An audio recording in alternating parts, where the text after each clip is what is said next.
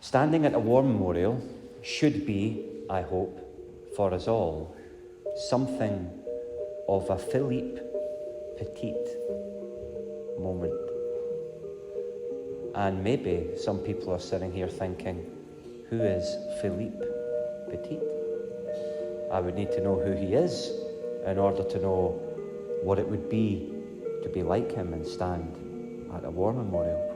Well, he's not a soldier, and to the best of my knowledge, he never served in any military conflict. But he did do something which is quite useful for you and me to stand at a war memorial. He was a Frenchman.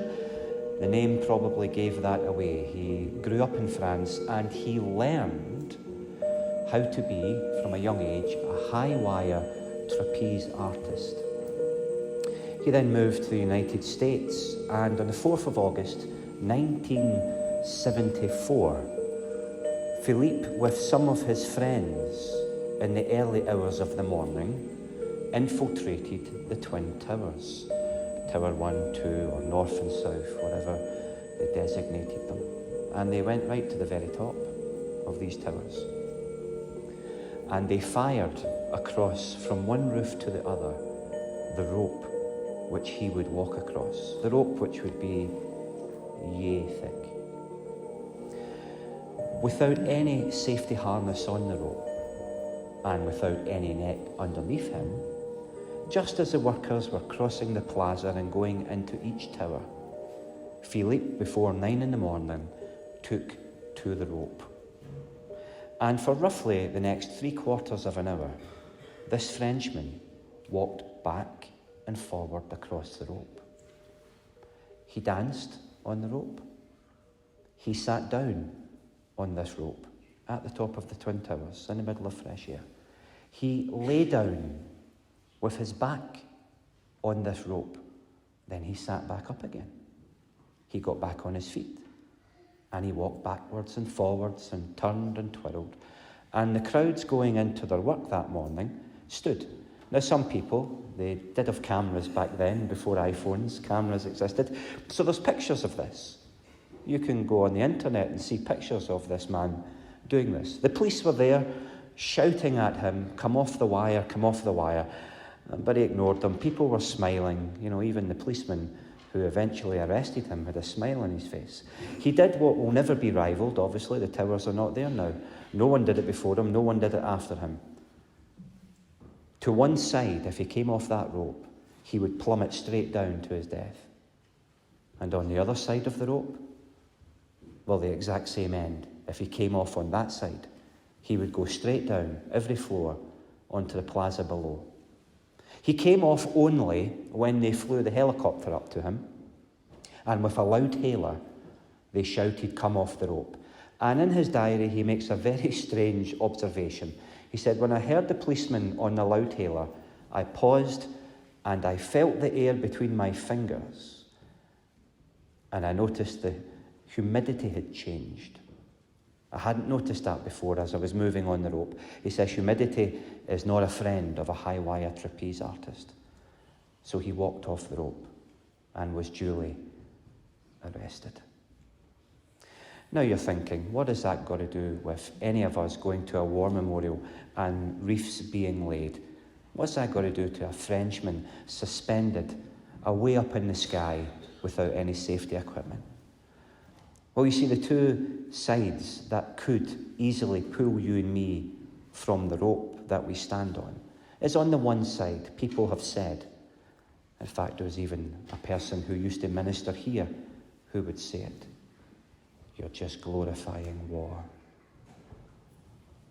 You're a crusader. You're just glorifying war. Well, I'm not glorifying war. But I don't doubt that some people have done. And even some people from my vocation have done. There was once an archbishop who preached in London. The only good German, he said, is a dead German. And it's a holy war. And it'll probably be done by Christmas. Wrong on so many counts. But if you say, well, don't worry, Edward, I'm not going to go to the war memorial and fall off as a crusader. I won't do that. You might fall off on the side of pacifism. Well, you say, surely Jesus was a pacifist. Was he? He never gave any of the soldiers into trouble for being soldiers. He gave people into trouble for doing other things. Never for soldiering. And the Bible tells us that these people exist in order to promote a common good. Romans chapter 13. Not to take it away. There's nothing wrong in defending a population. 3,000 every day, every single day. 3,000 men, women, children were taken to a fake train station. I've stood there. I've seen it with my own eyes. And they had fake janitor doors, fake clocks. Everything about the whole place was fake, apart from the gas chamber. But that looked like a shower room. And of course, for the pacifist, what they would need to say is, well, those thousands just need to die day after day, after day after day. It's always evil to fight a war. It's just that sometimes the evil of fighting it is way less than the evil of not doing it. And letting that 3,000 die on Monday, and then on Tuesday, and then on Wednesday, and then on Thursday, until they come for you. So we stand, not falling off the rope on either side. And you say, well, what is this middle position then? What's the middle position? What keeps you on the rope? If you're not going to be a crusader glorifying war, and you're not going to be a pacifist consigning thousands to their death, I would say let's be repentantly thankful. If you go at 12 o'clock to the war memorial, be repentantly thankful.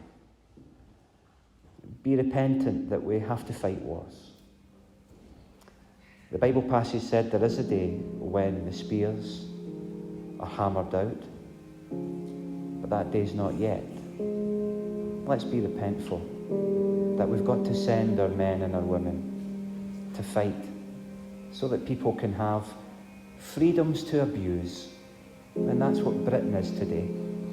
It's a population that houses many, many, many people who would abuse the very freedoms that our armed forces served and died for. Let's be repentful that that's the situation that we live in. But also let's be thankful. Let's be thankful that we have people who are prepared to serve. And as the hymn at the start said, would pay even the ultimate sacrifice with their lives. Philippe Petit stayed on the wire because he had a blondine pole that kept the balance. And I believe that by being repentant and that by being thankful, God gives you an inner blondine pole to go and stand at that war memorial at 12 o'clock and wait for the day when Christ returns and peace truly does reign.